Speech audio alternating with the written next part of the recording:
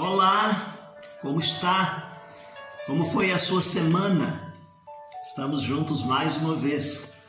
Vamos estudar a Bíblia, a palavra de Deus. Antes, porém, nós vamos orar.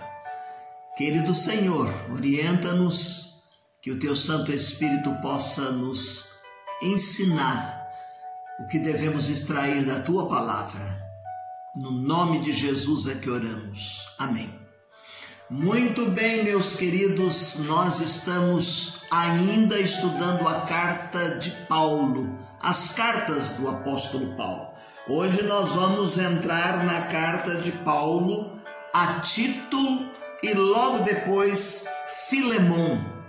Mas hoje nós vamos começar falando de Tito e ele se propõe a dizer-nos sobre o tema: o crente deve aplicar-se às boas obras.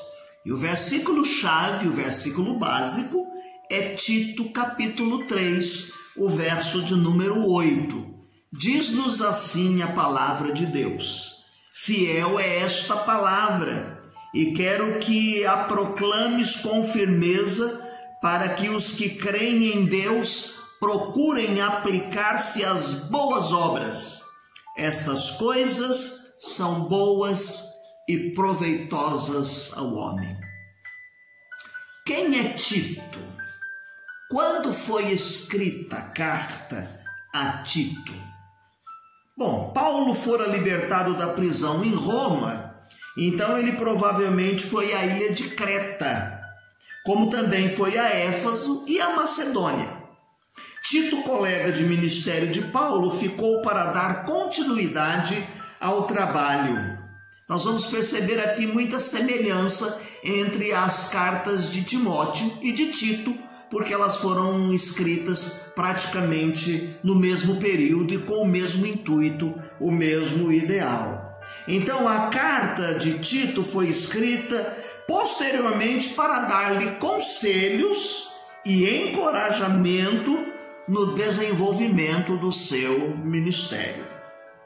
Há uma grande dificuldade aqui, porque as igrejas que Paulo e os seus companheiros organizaram, onde eles desenvolveram essa missão, eram num contexto pagão marcado por um tipo de imoralidade muito grande.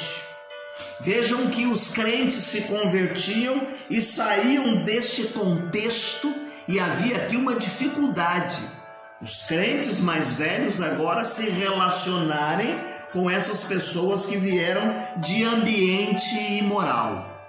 Será que seria uma situação fácil de se lidar, de se tratar? Haviam problemas, por exemplo, como perversão, como maldade, como indolência, licenciosidade. Então as pessoas que vinham deste contexto precisavam ser orientadas agora para elas saberem que, ao se converterem, agora a fé cristã que lhes é ensinada, a palavra de Deus que chega aos seus corações, faz com que haja um progresso, faça com que haja a vivência num contexto diferente daquele contexto que eles viviam anteriormente. Agora é um contexto em que eles vão encontrar valores centralizados na proclamação do Evangelho. Será que é fácil isso para o neoconverso? Será que é fácil para a igreja receber no seu seio, muitas vezes, pessoa que vem de contextos adversos? E nesse caso aqui, por exemplo, diz que as pessoas vinham de contextos de imoralidade, de licenciosidade, de maldade, de indolência. Bem, é preciso que a gente leia os parágrafos introdutórios de 1 Timóteo e de Tito e faça aqui uma semelhança. Nós não vamos fazer, mas você pode em casa, com calma, fazer esta leitura para ver que há semelhanças entre estas duas cartas.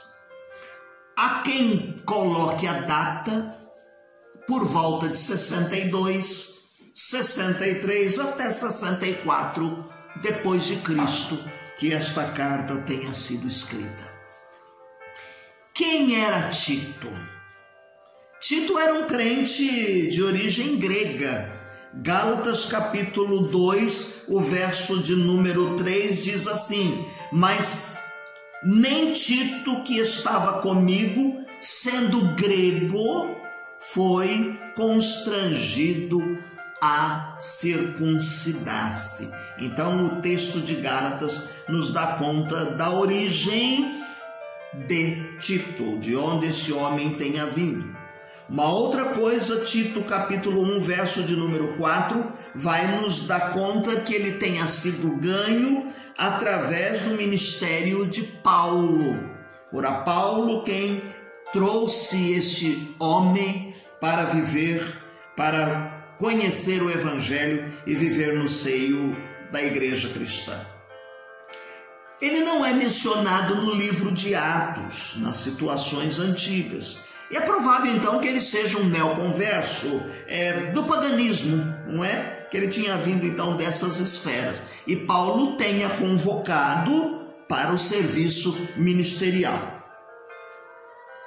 Convém aqui salientar que ele ajudou em muito quando eles levantaram ofertas para os santos. Está em 2 aos Coríntios, capítulo 2, verso 1 ao 9, capítulo 7, do verso 8 ao verso de número 12, e 2 aos Coríntios, capítulo 12, o verso de número 18. Ele se encontrou com Paulo em Troade com o relatório da situação da igreja de Corinto. Você pode ver também lá em 2 aos Coríntios, capítulo 2, versos 12 e 13. Capítulo 7 de 2 aos Coríntios, do verso 5 ao verso de número 16. Ainda falando de Tito, Tito levou a segunda carta aos Coríntios em nome de Paulo. 2 aos Coríntios, capítulo 8, versos 16 ao 24. Tito foi titular, foi auxiliar de Paulo, deixado em Creta para organizar a igreja e até que Paulo pudesse enviar Tíquico e Artemas para assumirem o trabalho. Está em Tito capítulo 3, o verso de número 12. Então, Tito estava em Roma durante a segunda prisão de Paulo e ele viajou para a Dalmácia, comissionado pelo apóstolo, 2 Timóteo 4, verso de número 10. Há aqui uma grande estima de Paulo por Tito. Está em 2 aos Coríntios, capítulo 8, verso de número 23, diz-nos assim: quanto a Tito, é meu companheiro e cooperador para convosco. Então, há aqui uma grande estima do apóstolo para com Tito. Ele também nos chama de fiel colaborador, mas também de filho na fé.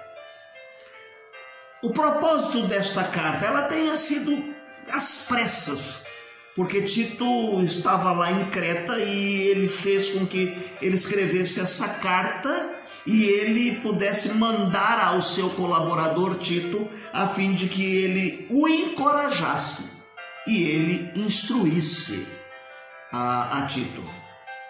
Os cretenses, meus queridos irmãos, não eram fáceis. O texto de Tito, capítulo 1, versos de número 12 e 13, ele diz assim: um deles, seu próprio profeta, disse: os cretenses são sempre mentirosos, bestas ruins, ventres preguiçosos. Este testemunho é verdadeiro. Portanto, repreende-os severamente para que sejam sãos na fé. Olha que contexto difícil em que Tito vai lidar e vai trabalhar com essas pessoas. Por isso que nós dissemos que eles vieram de um contexto pagão muito difícil e agora eles estão existindo no seio da igreja. Paulo escreve então para encorajar a Tito e que ele tome todas as providências Nós não sabemos quando foi organizada a igreja de Creta, mas nós sabemos que estes crentes, muitos deles tinham incorrido então em má reputação. É provável que a igreja sofresse ataque de frentes diferentes, duas diferentes crentes, por exemplo. A frente que nós poderíamos dizer assim, que haviam visitantes que vinham da corte judaizante e que muitas vezes queriam confundir as pessoas da igreja. Havia ali uma discussão muito grande entre a lei e a graça. Queriam que imperasse a lei, muitas coisas a respeito da lei ainda. Uma outra frente que vinha trazendo ataques para a igreja é que esses cristãos ignorantes, por outro lado, abusavam da graça de Deus. Ao mesmo tempo que alguns queriam impor de forma forte a lei, os que entendiam a graça às vezes levavam para a licenciosidade e eles queriam muitas vezes transformar numa graça barata, como nós falamos a semana passada a respeito de Dietrich Bonhoeffer. Paulo então tem vários propósitos ao escrever esta carta, tá bom? Na mente do apóstolo Paulo, quando ele vai escrever estas cartas, ele tem alguns propósitos que eu quero enumerar para os irmãos. Por exemplo, número 1, lembrar Tito sobre a responsabilidade do seu trabalho de organizar a igreja e indicar alguns anciões. Ele vai usar o mesmo modelo do Velho Testamento, em que haviam lá nas sinagogas, pelo menos representantes de 10 famílias. O apóstolo Paulo usa também aqui na igreja a representação através dos anciões, e não é só um ancião, mas vários anciões na igreja que eles vão ajudar a dirigir e a comandar a igreja. A segunda coisa que Paulo tem como propósito é adverti-lo quanto ao perigo de falsos mestres. Veja que nós temos que há muita semelhança com as cartas anteriores escritas a Timóteo, a primeira carta escrita a Timóteo. Pessoas que vinham se infiltrar e que muitas vezes tinham um ensino pernicioso no seio da igreja. Em terceiro lugar, Paulo tinha em mente como propósito encorajá-lo no pastoreio de diferentes tipos de pessoas na igreja. Contexto muito diferente, costumes dos judaizantes, pessoas gregos, pessoas dadas à circuncisão, outros contrários à circuncisão. Então havia aqui pessoas de tipos diferentes que vinham para a igreja. Paulo tem como propósito dar ênfase ao verdadeiro significado da graça na vida do crente. Depois nós vamos falar um pouquinho a respeito das obras, mas muitos deles estavam ainda apegados a que deveriam fazer obras não como resultado da graça, mas para alcançar a salvação. Em quinto lugar, Paulo tinha como propósito orientá-los sobre como deveriam agir com os causadores de problemas na igreja.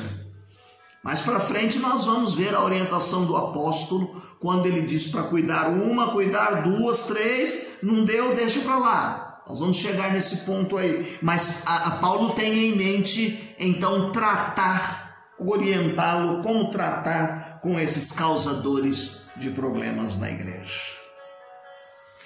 Quando nós falamos da ênfase da epístola, você vai perceber que há palavras aparentemente repetidas. Repetidas palavras aqui vão nos ajudar a entender a preocupação de Paulo para com a igreja de Creta. E então nós vemos, por exemplo, ele vai dar ênfase à prática das boas obras. Porque muitas pessoas achavam que ao se converterem não precisavam cuidar das outras, não precisavam ter cuidado com as outras. Ainda existiam e tinham muitas, por exemplo, mulheres viúvas, pessoas necessitadas que precisavam ser assistidas, tá certo? Salvo pela graça significa ser salvo para as boas obras. Para as boas obras. Tiago diz assim: você tem fé? Mostra-me as suas obras. Porque a fé sem obras é morta. Às vezes nós nos estribamos no outro extremo, preocupado com doutrinas como, por exemplo, do Espiritismo, que leva as pessoas a trabalharem fazendo obras, terem atividades, no sentido de que elas vão ter méritos para serem salvas. Então, com medo disso, muitas vezes as pessoas cruzam os braços e não vão às obras.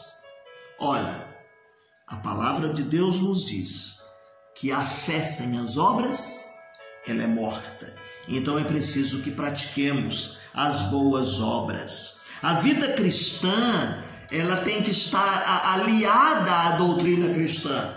Nós não podemos ter um discurso, não podemos sustentar uma doutrina só na fala e não vivermos na prática, não existirmos de forma correta. Uma outra coisa que ele vai destacar aqui, meus queridos irmãos, dando ênfase nessa epístola, é a questão da piedade. A piedade que deveria ser observada. Capítulo 2, verso de número 12, ensinando-nos que, renunciando à impiedade e às concupiscências mundanas, vivamos neste presente século sóbria, justa, piamente. Então ele diz que é preciso que haja uma vida de piedade, é preciso que ela seja observada. Não ao mundanismo, não deixando o mundo entrar na sua vida, não deixando o mundo entrar no seio da igreja. Uma outra coisa que ele dá ênfase aqui na sua epístola é a questão da graça de Deus, que leva a pessoa a viver então a uma vida piedosa, e ele aplica-se às boas obras. E eu quero lembrar um acontecimento que está no livro de Atos, no capítulo 9, que fala a respeito de uma mulher chamada Dorcas.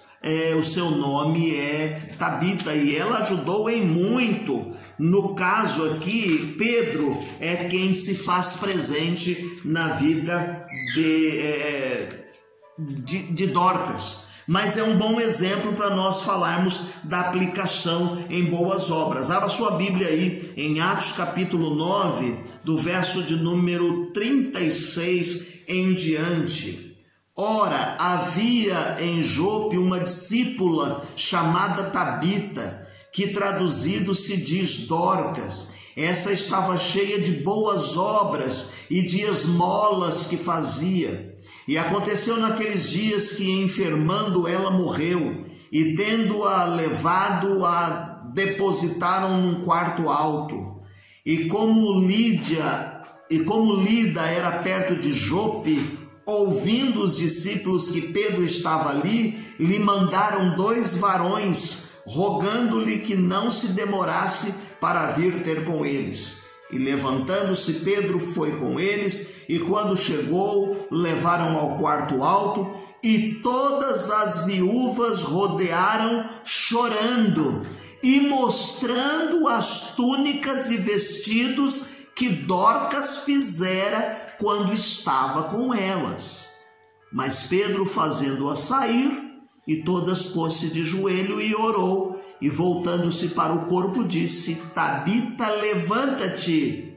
E ela abriu os olhos e, vendo Pedro, assentou-se. Então aqui a questão que eu quero enfatizar são as boas obras. Ela cuidava das pessoas e ela fazia esmolas, dava esmolas, e essas mulheres estavam mostrando aqui as roupas que ela fazia e dava a essas pessoas, vestia estas pessoas. No nosso próximo encontro nós vamos falar um pouquinho a respeito da estrutura da carta de Tito. A introdução, que está no capítulo 1, do verso 1 ao 4, qualificações dos ministros, capítulo 1, de 5 a 9, repreensão de falsos mestres, que está no capítulo 1, do verso 10 ao 16, Os diferentes grupos na igreja, capítulo 2, de 1 a 15, a responsabilidade da vida cristã, que está no capítulo 3, de 1 a 11, e as solicitações de ordem pessoal, que está no capítulo 3, do verso 12 ao verso de número 15. No final da nossa transmissão, você vai perceber aí os textos para a sua leitura diária. Não deixe de ler a Bíblia todos os dias, tá bom? Além da leitura diária proposta pela nossa lição, você tem aquele formulário que fora distribuído no início do ano pela igreja, querendo cumprir este ano a leitura de toda a Bíblia em um ano. Termino lendo um dos nossos hinos do cantor cristão, o de número 490, Com Cristo é céu. Depois que Cristo me salvou, em céu o mundo se tornou. Até no meio do saber é céu a Cristo conhecer. Oh, aleluia, sim é céu, fluir perdão que concedeu, em terra ou mar, seja onde for, é céu andar com o Senhor. Para mim, longe estava o céu, mas quando Cristo me valeu, feliz sentiu meu coração entrar no céu da retidão.